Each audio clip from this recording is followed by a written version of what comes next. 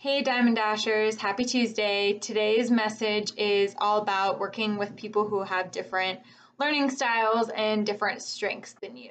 And I think this is so important. There's a reason that companies spend hours and lots of money on those seemingly fluffy corporate trainings about learning what your strengths are, about working together as a team, about finding out the inner workings of people's minds and the organization to function more effectively. The reason that they do this and the reason that we should be applying this to our Beachbody businesses is because it works. Because once you understand not only who you are, but who other people are, you're going to be able to work together much better.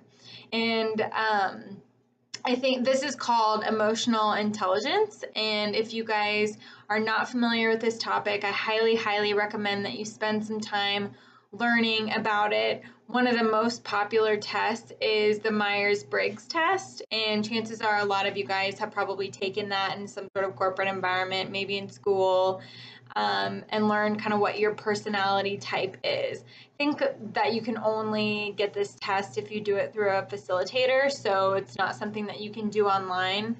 But I share this because it's the gold standard in understanding who your personality is and what you contribute to a team environment.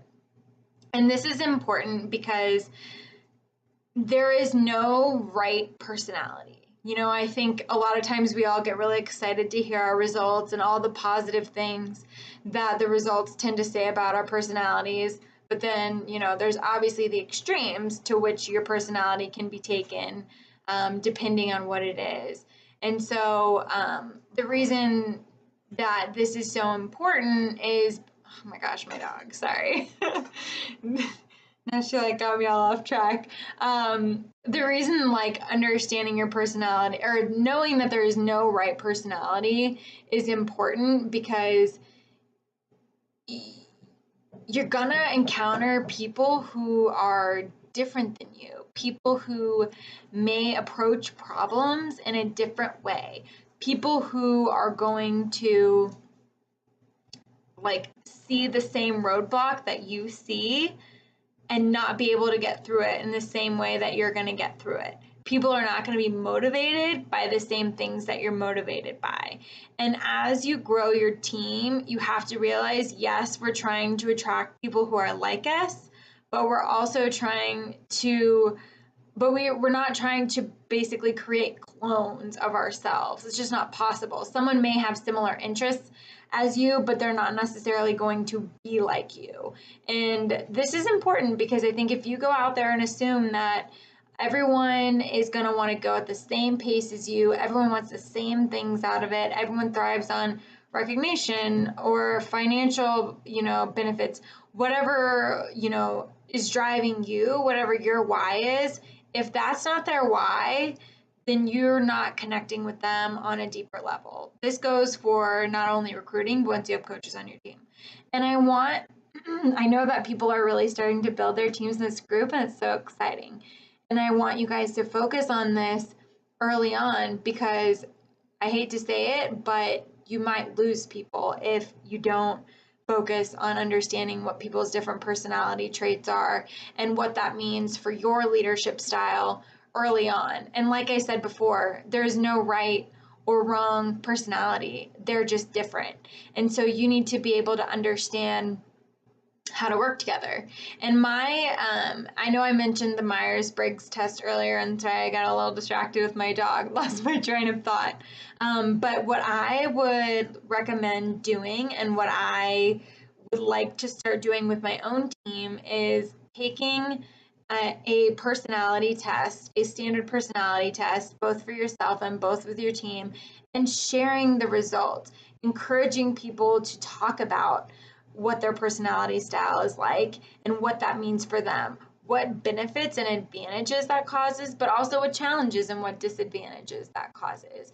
And so I know that there's a couple of different ones. One is the color code personality. I think this is a really good baseline, basic test that you can take. And then another one that I really, really love is called the Strengths Quest Strengths Finder. And this is my favorite one personally, just because it gives you your 5 top strengths. And there's basically a list of like 20 to 30 different strengths, and it pulls out which are your top 5, the most present in your personality. The reason I like this one is because we are leaps and bounds more effective when we focus on enhancing our strengths versus trying to fix our weaknesses. And especially for those of us who are working full time, I think that's most everyone on the team, while working with their Beachbody business, you don't have a lot of time to spend like figuring out the stuff that you're not good at. So what strengths do you have and that you can bring to the table in attracting new coaches, in building them up as leaders, in training your team and training yourself and motivating people? This is so important, and I'll share my top 5 strengths with you guys just so you can see an example of what that might look like for an individual. So I'll do that in the comments because I don't want to like distract away from the video, but I highly recommend either the color code test or the Strengths Quest Strengths Finder. And what I'm going to do is I'm going to post a link to both of these tests in the page, and I want you to comment when you've taken at least one of the tests with what your results are, one pro and one con or one disadvantage thing that you need to like keep an eye on. So for me, one thing that I need to keep an eye on, like one of my strengths is activation. Like I am so much a better done than perfect kind of person, and I just want action, action, action, like let's go. But it can also mean one, that sometimes my work is sloppy and not as attention to detail as it could be. And it also means that sometimes I can be impatient. And so some of these traits are really great traits, but when taken too far, they can be not so positive traits. And I share this because I think it's important for you guys to understand, again, like be in tune with yourself, because it's going to make you a better coach and a better leader.